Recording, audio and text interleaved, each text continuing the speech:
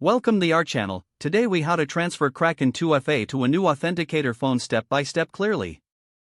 To transfer your Kraken two-factor authentication to a new Authenticator phone, begin by opening the Kraken app on your current device. Log into your Kraken account using your email and password. Once logged in, navigate to the Security Settings section in your account. Locate the option for two-factor authentication. Click on the option to manage or change your 2FA settings. You will be asked to enter your current 2FA code from your existing Authenticator app.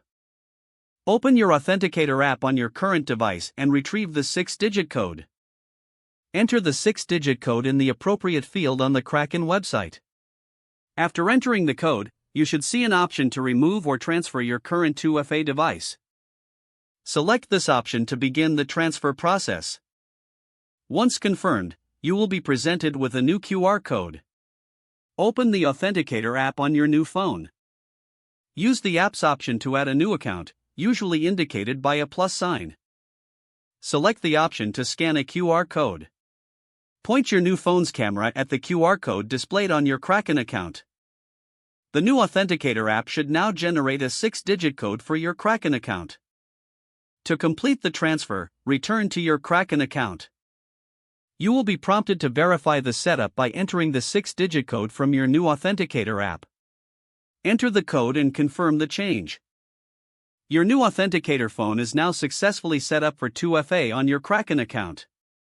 Make sure to test the new setup by logging out and logging back in, using the 2FA code from your new device. If everything works as expected, you have successfully transferred your Kraken 2FA to your new Authenticator phone. Finally, ensure to uninstall or disable the Authenticator app from your old phone to secure your account. If the page does not load, refresh the browser or try again in a private or incognito window. Make sure you are using the correct email address, then retype it carefully to avoid small typos. If your password is not accepted, use the reset option and create a new strong password you can remember. Check your spam folder for verification or security emails, then complete any requested confirmation steps.